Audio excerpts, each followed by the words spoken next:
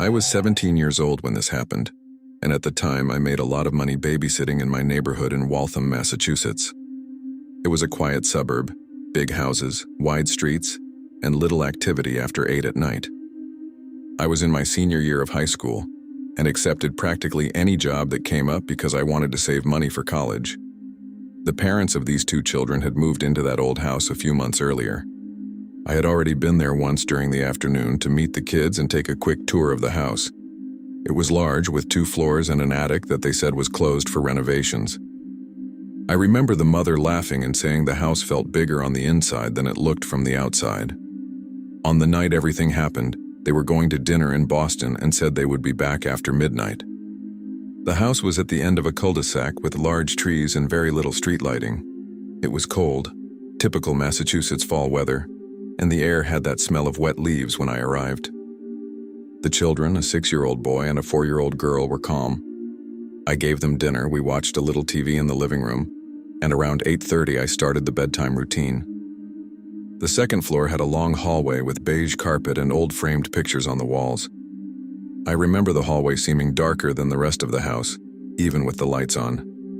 I put both of them to bed, left a nightlight on in their room, and went downstairs.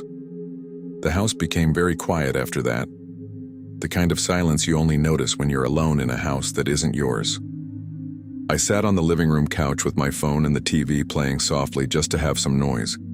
The heater made a faint sound in the pipes, and occasionally I could hear the wind hitting the old windows. Up until that point, nothing seemed out of the ordinary. About 20 minutes after I came downstairs, the house's landline phone rang. It wasn't my cell phone. It was that old phone mounted on the kitchen wall with a coiled cord. I jumped because nobody uses landlines anymore, and I wasn't expecting any call. I went to the kitchen thinking it might be the parents calling to check if everything was okay. When I answered, I didn't hear anyone speaking for a few seconds. Just a faint static like an open line. Then a very low male voice said, "Check the upstairs room." That was exactly what he said. No shouting, no urgency. I froze instantly. I asked who was speaking, thinking it was some stupid prank, but the line went dead. I stood there holding the phone for a few seconds, trying to rationalize it. I thought maybe it was a prank call, maybe a wrong number. I tried calling the mother's cell phone, but it went straight to voicemail. I felt a little silly for being nervous, so I went back to the living room, trying to act normal. Less than 5 minutes later, the phone rang again. This time I hesitated longer before answering. My heart was already beating faster, and I had that bad feeling in my stomach like something wasn't right. When I answered, the same voice in the same calm tone repeated, "You need to check the upstairs room." I replied that I had already put the kids to bed and that there was no upstairs room besides the hallway where they were. The voice went silent for 2 seconds and then said, "Not that one," and hung up. I felt my hands start to sweat immediately. The tour the parents had given me had included only the 2 children's bedrooms, the bathroom and their bedroom at the end of the hallway. There wasn't another room. At least not that I had seen. I stood in the kitchen listening to the silence of the house, and for the first time I noticed that the heater had stopped and everything was too quiet. I stood there for a few minutes trying to decide what to do. Part of me wanted to ignore it and pretend it was just some strange prank. But the phrase, "not that one," kept echoing in my head. I looked at the staircase leading upstairs and felt a chill run up my back, even with the heat on. I grabbed my phone and turned on the flashlight, even though I knew the lights upstairs were on. I climbed slowly, trying not to make noise, as if I didn't want to draw the attention of something that might not even be there. The carpet muffled my steps, but I could hear my own breathing. In the hallway, everything looked the same as before. The doors closed, the yellowish ceiling light, the crooked pictures on the wall. I checked the children's room first. I opened the door slowly and saw both of them sleeping, breathing normally. The blue nightlight illuminated their faces and everything seemed peaceful. I closed the door carefully. When I turned to head back to the stairs, I noticed something I had ignored before. At the end of the hallway, on the opposite side from the parents' bedroom, there was a narrow door I didn't remember seeing during the tour. It wasn't a regular closet door. It was taller and had an old dark metal handle. I was sure that during my first visit, the mother had said there were only 3 doors in that hallway. and there were clearly 4. The door was closed, but a very thin line of light was coming from underneath it, as if something was on inside. I stood there staring at it for several seconds, trying to remember if it had always been there, and I just hadn't noticed. My mouth went dry instantly. I took 2 steps toward the door and caught a faint smell of something damp like wet clothes or old wood. My heart was racing for real now. I stood directly in front of the door and listened for a few seconds. There was no sound from inside. No movement, no breathing, nothing. The light beneath the door was faint and yellowish, like an old bulb. I put my hand on the handle and realized it was cold, colder than the rest of the house. My hand was trembling slightly, and I tried to convince myself it must be some kind of office they forgot to show me. Maybe a guest room. I turned the handle slowly. The door opened without making a sound. What was inside wasn't exactly a normal room. It was a small space, almost like an improvised room. There was a chair against the wall and a floor lamp turned on. There was no bed, no decoration, just the chair facing the wall as if someone had been sitting there staring at nothing. The air inside was colder and smelled strongly of damp carpet. I stepped in 2 paces, just enough to look around. The walls were bare, but in the corner near the lamp was something that made me freeze. There was a pair of large men's shoes placed beside the chair. They were visibly wet. I could see small droplets of water dripping onto the carpet. At that moment, I felt a tightness in my chest, like the air had become heavier. It made no sense for wet shoes to be there. It wasn't raining that night, just cold.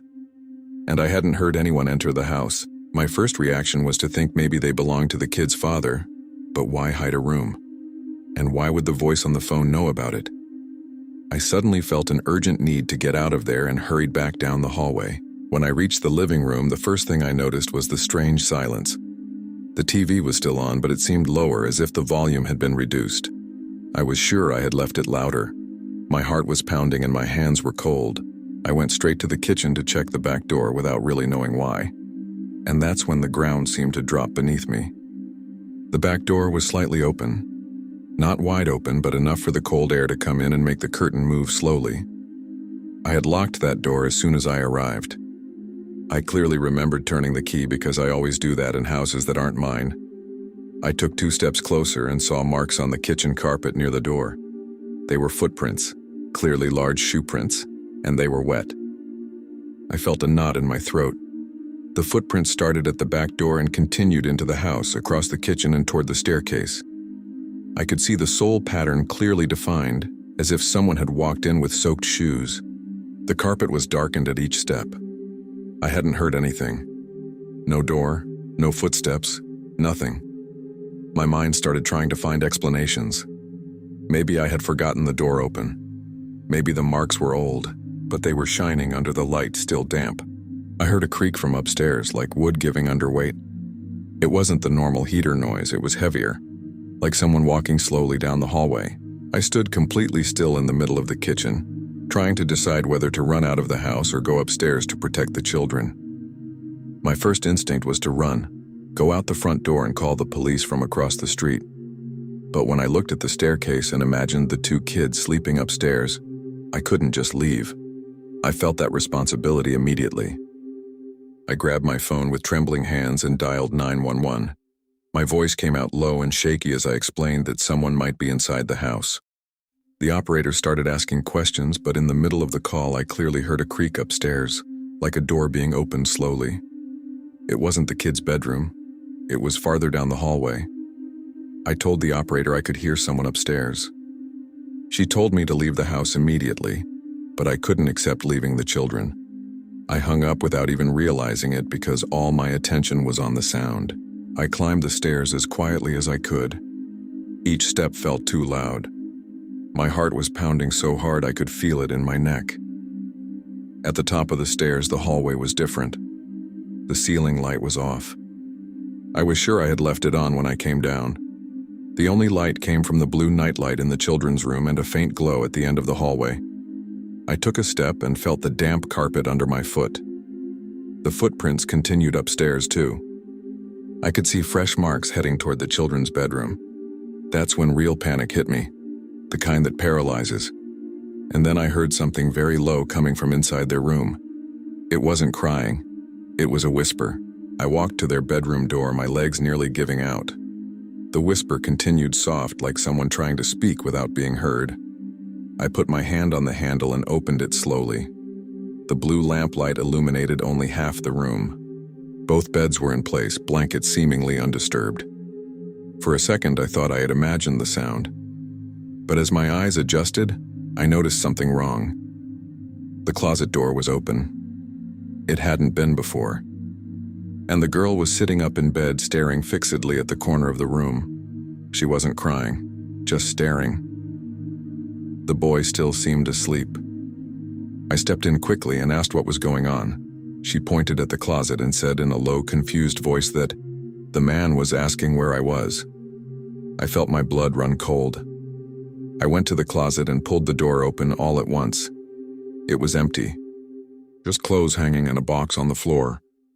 But I could still smell wet fabric inside, stronger than before. I closed the door, grabbed both children, and said we were going downstairs to the living room. As I picked the boy up, I heard quick footsteps in the hallway. They weren't heavy. They were controlled but hurried, like someone trying to leave without making too much noise. I turned my head in time to see a shadow passing at the end of the hallway, heading toward the staircase that led to the attic. But the parents had said the attic was closed. And I knew that staircase was behind the narrow door I had opened earlier. I didn't think twice. I ran down the stairs with both children. The boy started crying because I was holding him too tightly, but I couldn't control it. The air felt colder inside the house, as if the back door was still open. When I reached the living room, I heard a noise from upstairs, like something heavy being dragged for a few seconds. Then absolute silence. I put the children on the couch, told them to stay there, and called 911 again. This time I was almost screaming that someone was inside the house with us. The operator said officers were already on the way. While I was on the phone, I heard a sharp click from the kitchen. It was the sound of the back door lock being touched. I turned slowly and saw the back door handle turning by itself, as if someone were testing it from outside, but I had locked it after seeing the footprints. I felt a mix of panic and confusion. If the person had tried to leave before, why would they be trying to get in now? The handle stopped moving. I stared at it for what felt like minutes. Then I heard footsteps running through the backyard, crunching on dry leaves. I couldn't see anyone through the window because it was too dark outside. A few seconds later, I saw red lights reflecting on the living room wall. The police had arrived. I practically dragged the children to the front door and ran outside with them into the cold street without even grabbing a coat. I was shaking all over. The officers entered the house with flashlights and guns drawn. They searched every room, including the narrow room in the attic. They found the attic window open from the inside with fresh marks on the sill, as if someone had climbed up or down through it.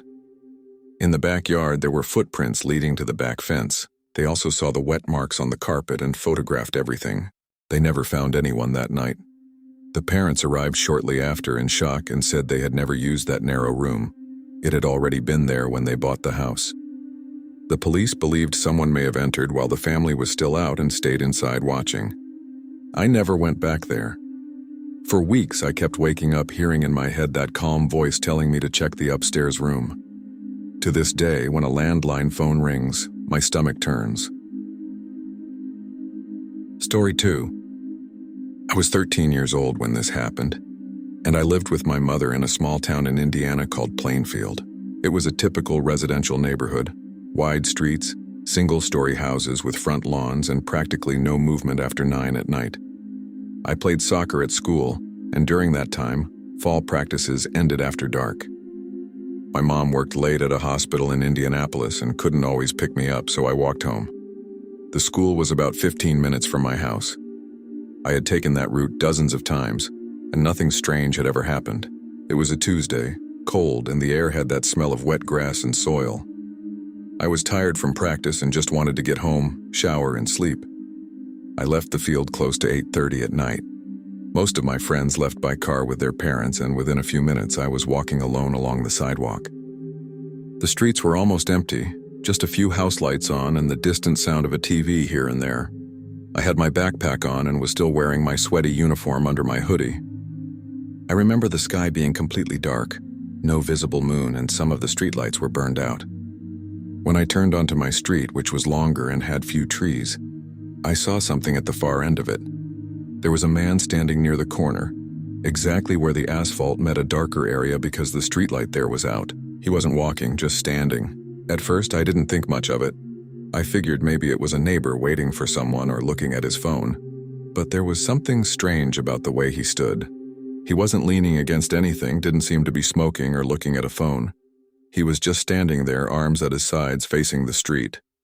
The distance was too far for me to see his face, but I could tell he was looking in my direction. I slowed down without realizing it, trying to act normal.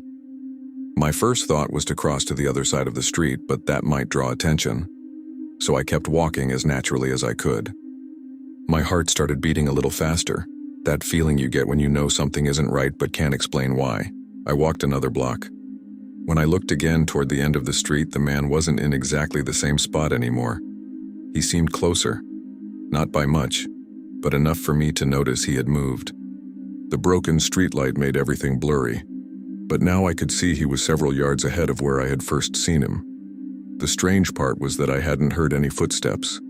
The street was too quiet. No cars passing, no dogs barking, just the sound of my own sneakers hitting the sidewalk. A cold feeling settled in my stomach. I kept walking and tried not to look directly at him.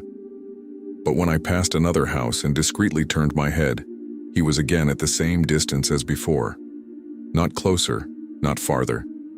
Always at the end of the street. Fear started rising slowly up my back. I tried convincing myself it might be someone else, that I was confusing things because of the poor lighting, but it didn't make sense. It was the same silhouette, same height, same completely still posture. I had already walked 2 blocks and he was still there ahead of me, always at that exact distance. He didn't run after me, didn't shout anything. He just appeared again at the end of the next street, as if he had crossed without me noticing. I even stopped for a few seconds, pretending to adjust my backpack. When I stopped, he also seemed stopped. He didn't approach, he just waited. The air was cold enough for me to see my breath. My hands started sweating inside my hoodie sleeves.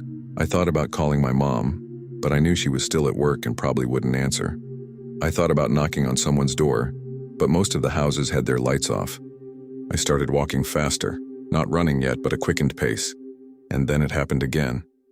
I turned onto the last street before mine, and there he was at the end of it, under another burned-out streetlight, always standing, always at the same distance.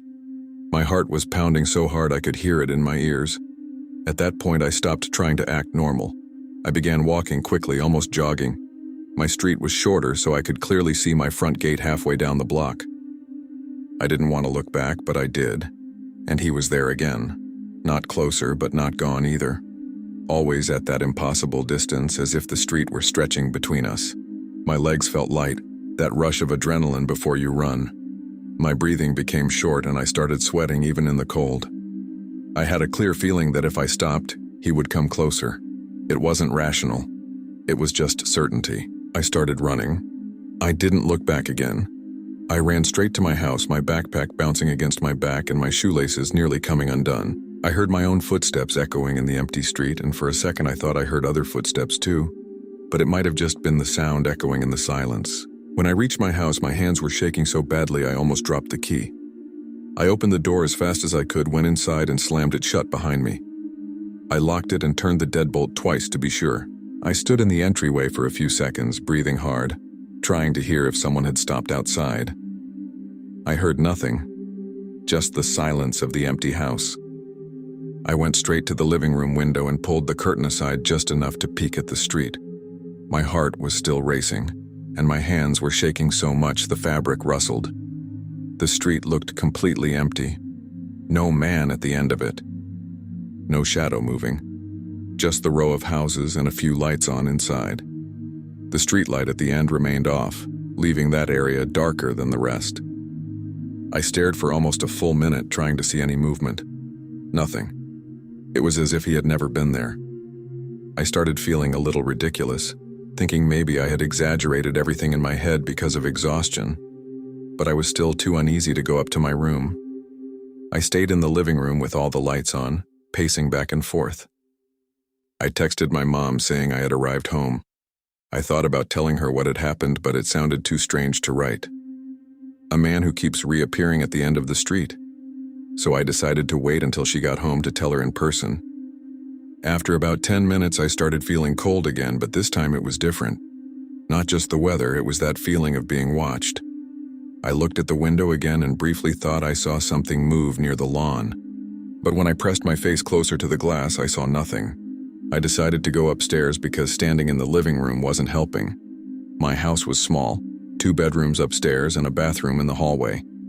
As I climbed the stairs, each step sounded too loud. I kept looking behind me, as if expecting to see someone inside the house. When I entered my bedroom, I closed and locked the door, something I rarely did.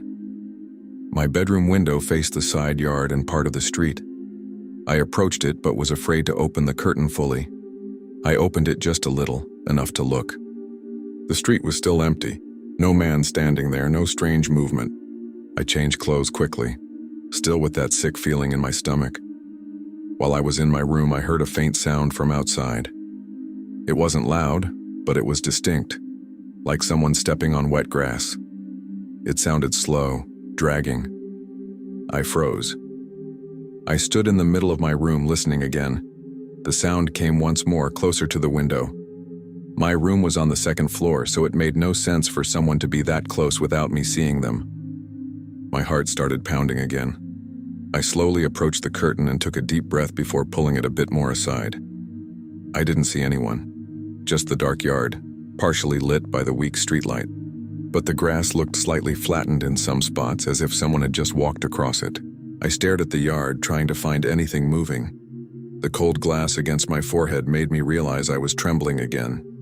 There was almost no wind, so the trees were still. Even so, I had a clear feeling someone was down there, just out of my field of vision. I thought about opening the window to hear better, but the idea of leaving any gap open sent chills through me. So I stood there listening. After a few seconds that felt much longer, I heard something different. It wasn't the grass anymore. It was a faint scraping sound, like something brushing against the side of the house. It was low, almost subtle, but steady for about 2 seconds before stopping. I stepped back from the window, trying to decide whether to call my mom or the police. I felt stupid for considering calling the police without having seen anything concrete. But my entire body was reacting as if there were real danger. The scraping happened again, a little longer this time. I pulled the curtain open all at once. That's when I saw something that made me lose my breath for a second. There was a shadow very close to the side of the house, so close it almost blended into the darkness. I couldn't see anyone's face, but I clearly saw a human outline moving slowly out of my field of vision toward the back of the yard. I couldn't even scream. I stood there paralyzed, staring at the spot where the shadow had disappeared. My brain tried to convince me it might have been my imagination, some effect of streetlight mixed with tree shadows. But I knew what I had seen. It was tall, adult-sized, and it was too close to my window. I quickly stepped away from the glass and turned off my bedroom light, thinking I could see better outside without my reflection. I stood in the dark for a few seconds, breathing slowly to avoid making noise. I looked again through the gap in the curtain. No one was visible in the yard, just the damp grass and the wooden fence at the back. Then I gathered the courage to look down, directly beneath my window, and I saw them. There were marks in the soil just below the sill. They weren't sneaker prints, they were footprints, bare feet. I could clearly see the shape of toes in the damp earth. They looked recent because the soil was still dark and pressed down. My stomach turned instantly. I stepped back, feeling slightly dizzy. The only thing that came to mind was that whoever it was had been standing right there, directly under my window, probably while I had been staring toward the end of the street earlier. My mom arrived about 40 minutes later. I was sitting on the floor of my room with the door locked when I heard her car. I ran downstairs and told her everything, from the man at the end of the street to the shadow by my window. At first, she thought I was exaggerating because of the darkness and exhaustion. But when morning came and we went outside to look, the marks were still there, bare footprints, large ones, going from the side of the house directly to beneath my window. There were no prints leading from the street to that spot. They just started in the middle of the yard, as if the person had already been inside the property before approaching the house. We called the police. They photographed everything but never found anyone. To this day, when I pass the end of a dark street at night, I have the feeling someone might be standing there waiting for me to get closer. Story 3. I was 29 years old when this happened, and I lived alone in an old 3-story building in Chicago, in the Logan Square neighborhood. It was the kind of 1920s construction with an external metal staircase and small apartments, but with high ceilings and wooden floors that creaked. I had moved there about 6 months earlier, after ending a long relationship, and I was used to the silence of the place. The building had only 6 apartments and hardly anyone spoke to each other. The intercom at the main entrance had been broken since before I moved in. The landlord always said he was going to fix it, but he never did. Because of that, when someone needed to come in, they would usually call my cell phone directly or send a message. It was a Thursday night, close to 2 in the morning, and I was awake because I had been dealing with insomnia that week. I was lying on the living room couch with the TV on low and the kitchen light on, just so I wouldn't be in total darkness. Outside, I could hear the distant sound of the elevated train passing and occasionally a car on the street. My apartment was on the 3rd floor, the top one, and the door opened directly onto the external metal staircase that led to the other floors. I always locked the door with 2 locks, as a precaution. I was almost dozing off when I heard a sound that didn't make sense. A short, metallic buzz coming from the main entrance intercom. I immediately lifted my head. That couldn't be working. I stayed still, trying to hear it again, thinking maybe I had confused it with something from the TV. Then the sound came again. Clear, sharp, like someone had pressed the button for my apartment downstairs. I sat on the couch trying to understand what was happening. The intercom didn't work. I knew that because I had tested it several times when friends came over. It simply didn't ring. Still, the sound came again, this time longer, as if someone were insisting. My heart started beating faster, but I kept trying to find a logical explanation. Maybe the system had been fixed without telling anyone. Maybe it was some electrical short. I slowly got up and walked to the kitchen wall where the intercom unit was mounted. It was old, yellowed, with a button to release the door that had never worked. I stared at it for a few seconds. Then, without me touching anything, the device made that open-line static noise, as if someone had activated it from downstairs. Before I could think, a male voice came through the small speaker, low but clear enough for me to understand every word. He said my full name first and last, and then, "I'm downstairs, I need you to let me in." The way he said it wasn't aggressive. It was calm, almost polite. That scared me even more. I felt an immediate cold drop in my stomach. I wasn't expecting anyone. My friends knew I didn't receive visitors at that hour. I moved closer to the intercom and asked who it was. There was no response for a few seconds. Then the voice repeated my full name, this time a little firmer, and said, "I know you're in there." My mouth went dry instantly. I stood there staring at the device as if it could explain what was happening. My first reaction was to think it was a neighbor playing a bad joke. But no one in the building called me by my full name. Most of them didn't even know my last name. I took a deep breath and said I wasn't going to open the door for anyone at that hour. My voice came out weaker than I wanted. The speaker stayed silent for a few seconds that felt much longer. I could hear a faint background noise like wind hitting the microphone downstairs. Then the voice spoke again, still calm. "I just need to come in, it's cold." That sent an immediate chill through me because it was exactly the kind of thing someone would say to seem harmless. I disconnected the intercom by pulling the wire from the wall, even though technically it wasn't supposed to be working at all. I stood in the middle of the kitchen trying to hear anything from outside. The building was silent. No doors opening, no neighbors talking. Then I heard something that made my heart race for real. The metallic sound of the external staircase being stepped on. The staircase was iron, so each step made a specific hollow, vibrating creak. I knew that sound well because I heard it every time a neighbor went up or down. Only this time the sound was coming from below and moving upward slowly. Step by step, no hurry. My legs felt weak immediately. The sound was unmistakable. Someone was climbing the external staircase that led directly to my door. I went to the living room and turned off the TV, leaving the apartment almost completely dark.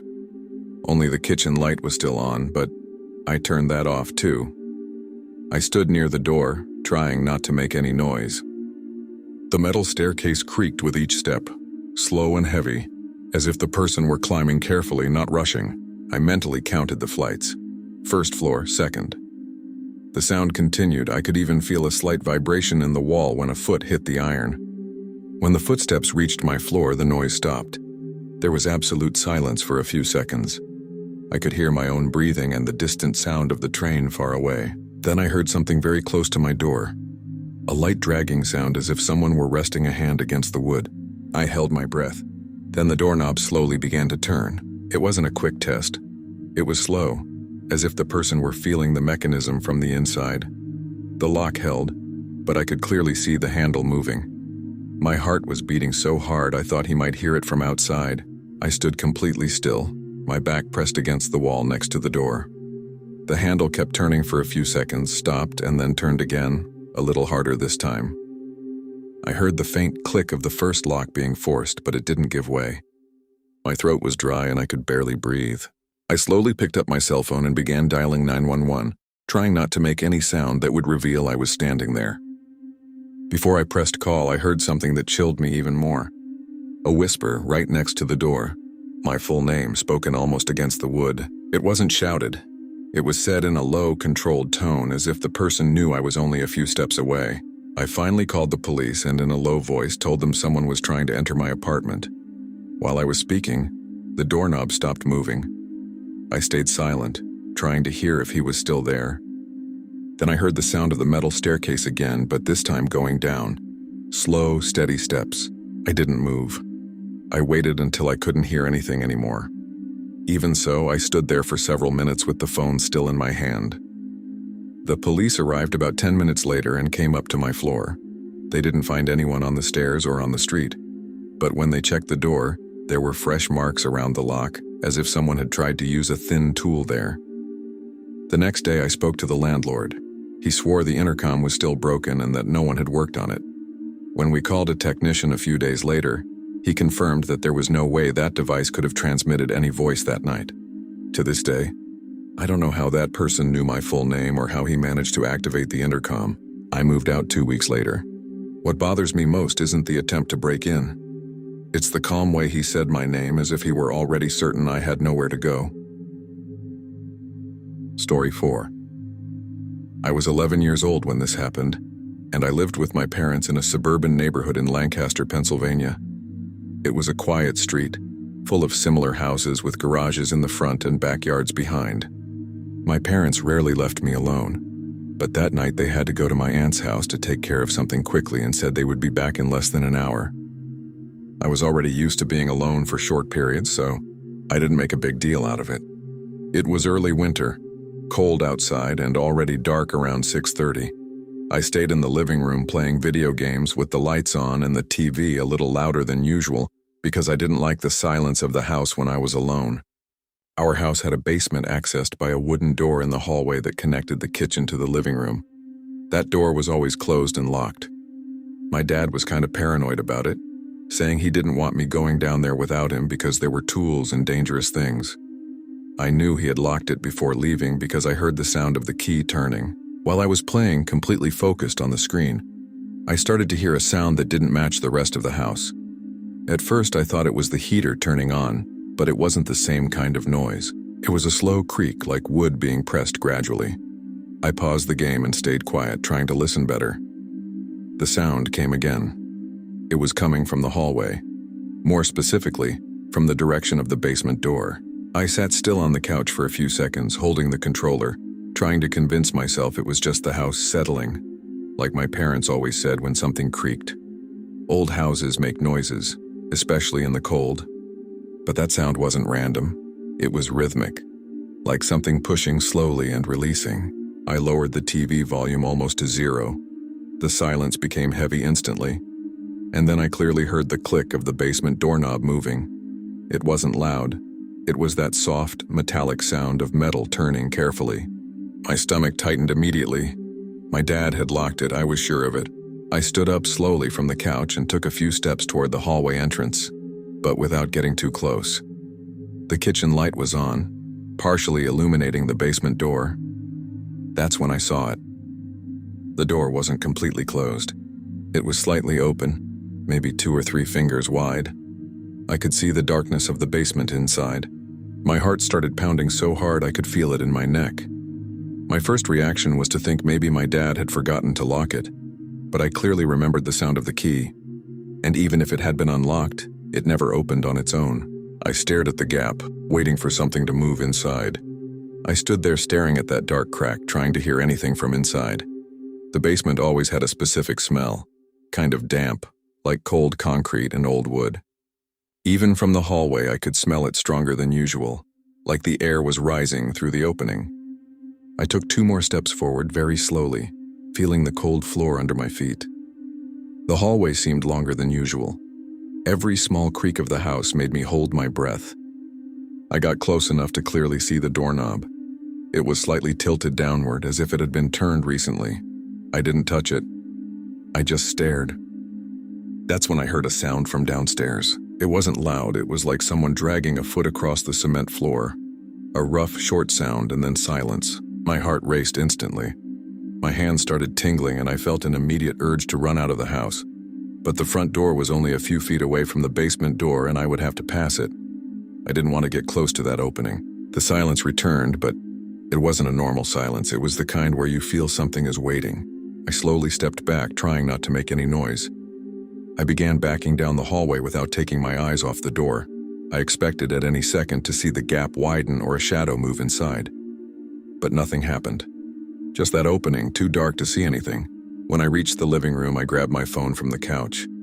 My hands were sweating so much I almost dropped it. I thought about calling my parents, but I imagined they would think I was exaggerating. They were less than 20 minutes away. I just needed to hold out until they got back. I turned off all the lights in the living room and kitchen, leaving the house almost completely dark except for the faint light from the TV, which was still on. I don't know why I did that, but it felt safer not to make it obvious where I was. I hid behind the couch, crouched down, holding my phone and trying to breathe as quietly as possible. From my angle, I could partially see the hallway and the basement door. I stayed there for several minutes that felt like an hour. Then I heard it again. A step. Not on the wooden hallway floor, it was coming from below. Then another. Slow. Like someone climbing the concrete basement stairs. My whole body went rigid. The sound was unmistakable, step by step. I counted in my head 1, 2, 3, until the sound stopped, right before the last step, as if whoever was there had stopped just behind the slightly open door.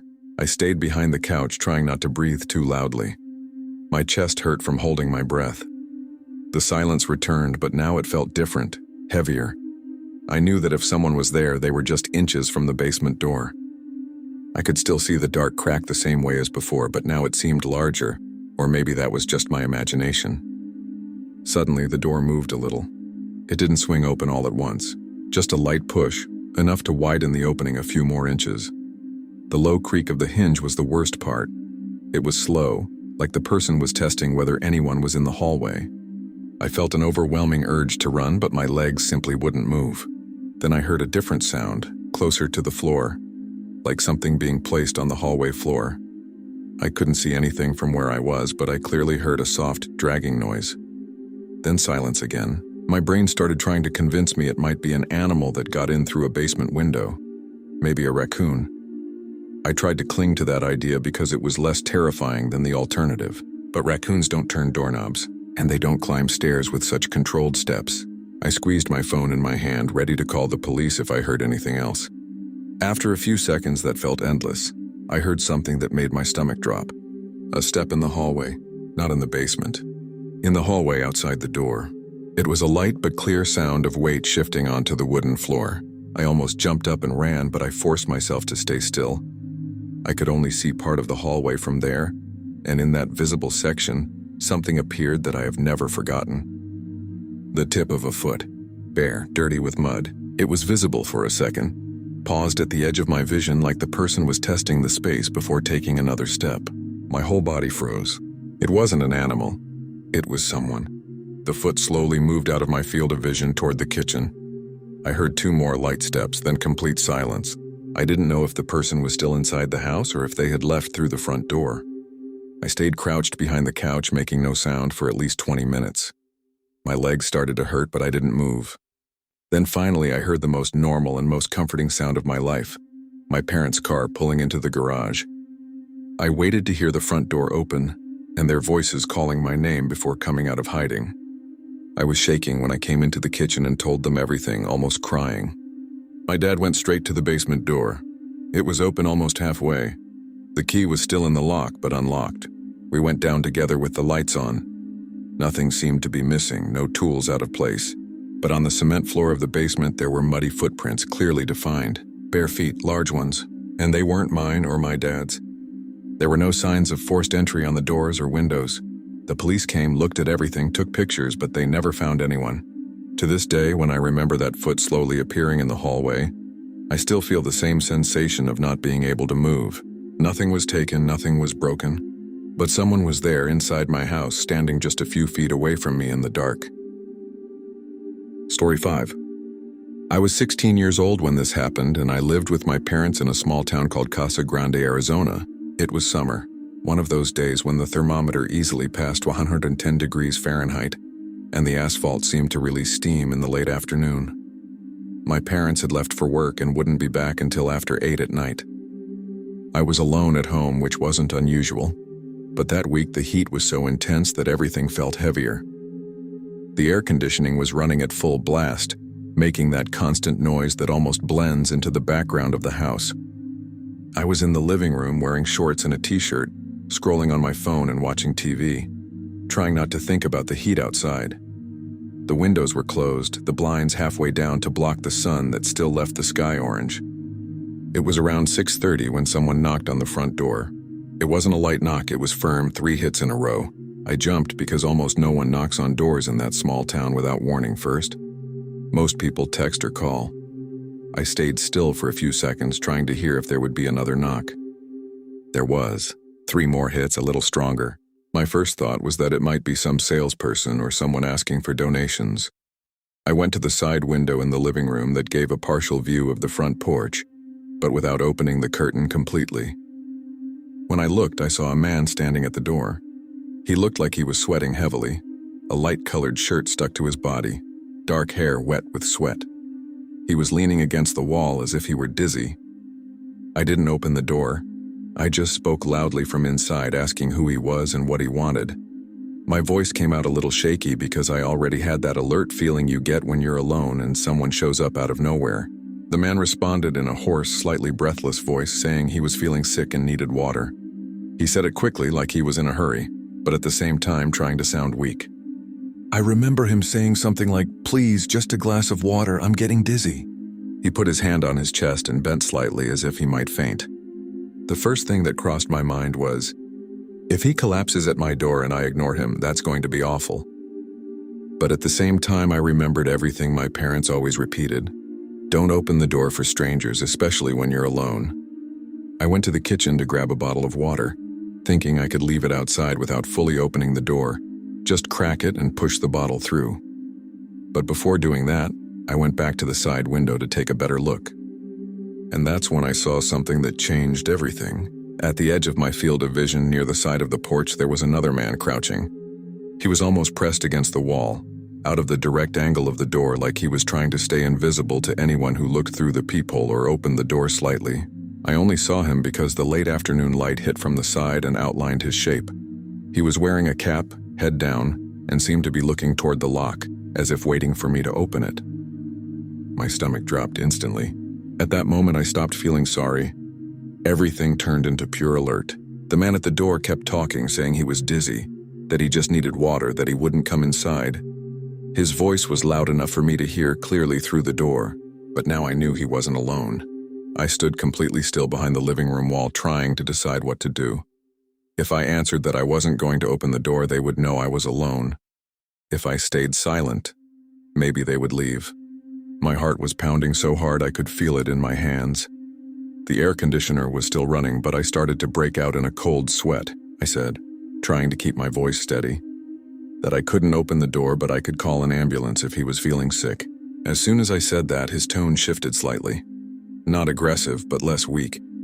He quickly replied that he didn't need an ambulance, that it was just water.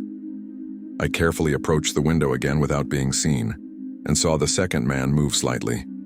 He changed position as if preparing to stand up.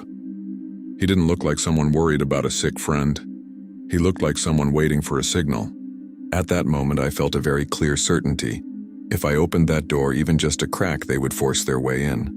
It wasn't just an impression, it was instinct. I stepped back and grabbed my phone. My hands were shaking so much I almost dropped it. I thought about calling the police right away, but I was afraid they would hear my voice and react faster. The man at the door knocked again, harder this time. He no longer sounded weak. He sounded impatient. He called me ma'am in a forced way and asked for water again, saying he was dehydrating. I didn't respond. I stayed completely silent. That's when I heard footsteps along the side of the house. They weren't running. They were careful, trying not to make noise. My house had a narrow passage between it and the neighbor's wall that led to the backyard. I went to the kitchen window that faced that side and pulled the curtain just a little. I saw the second man walking crouched, pressed against the wall, heading toward the back of the house. The first man kept talking at the door, probably to keep me focused there. My heart started beating so hard my vision blurred for a second. I realized immediately they were trying to corner me. One in the front, applying pressure to make me open the door, and the other going to the backyard, maybe checking for an unlocked door or open window. I ran to the back door and checked the lock. It was locked, but I added the extra latch anyway. I went from window to window, quickly checking that they were all closed. The man in the front kept talking, now in a more irritated tone, asking why I couldn't help someone who was sick. I didn't answer anything. I just moved quickly through the house, trying to think. Then I heard something in the backyard. A light metallic sound, like someone testing the side gate. I went to the back window and saw the second man already in the yard, looking at the house windows. He was standing now, not crouching. And he didn't look rushed. He looked too calm. He looked directly at the window for a second, as if he knew I was behind the curtain. I immediately ducked down. My breathing was short, uneven. The man in the front stopped talking for a few seconds. Then I heard footsteps moving away from the front door. The silence that followed was worse than the knocking. I couldn't hear anyone talking at the front door anymore, but I also didn't hear anyone leaving. I stood in the middle of the kitchen trying to identify any sound. Then I heard footsteps on the gravel in the backyard. Slow, not running. They were walking around the house. I heard the side gate creak again, but this time it sounded like it was closed carefully. That gave me an even worse feeling, like they were trying not to draw attention. I started imagining the two of them walking along the side of the house, looking at each window, trying to find a weak spot. I called 911 in a low voice and quickly explained that two men were surrounding my house. The dispatcher asked for my address and told me to lock myself in a room and stay on the line. While I was talking, I heard a sound from the front again, a light scraping at the door. Not like someone knocking, but like someone running a hand over it or maybe trying to force the lock with something thin. My entire body tensed. I heard one of the men say something quietly, but I couldn't make out the words. The other responded from the backyard. They were communicating. I went to my bedroom with the phone in my hand, following the dispatcher's instructions, but every step seemed too loud on the house floor. I closed the door, locked it, and pushed my dresser in front of it, even though I knew that wouldn't stop anyone determined.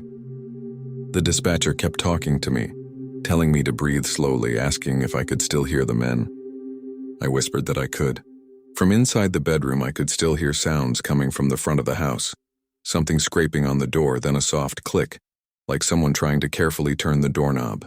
The air felt heavy, and even with the air conditioner on, I felt heat in my hands and cold down my back at the same time.